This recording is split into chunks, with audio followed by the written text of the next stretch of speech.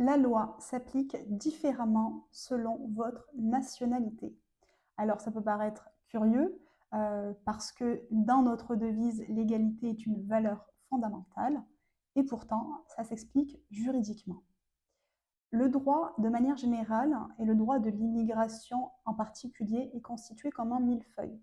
C'est-à-dire qu'on a des lois, des circulaires, mais on a aussi des conventions internationales que la France a conclues avec l'ensemble d'autres pays, mais aussi des accords ou des conventions bilatérales.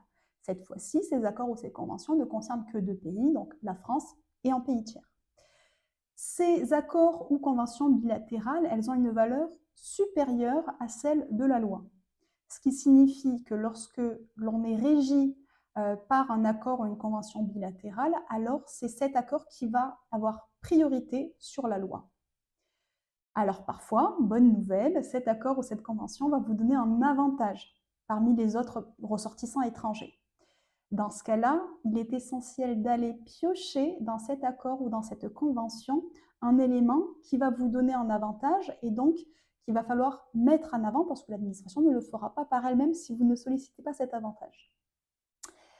Et dans le cas inverse, parfois malheureusement, cet accord ou cette convention bilatérale, donc je le répète, entre la France et un autre pays, alors il va être défavorable pour le ressortissant étranger. Dans ce cas-là, il faut simplement en avoir conscience.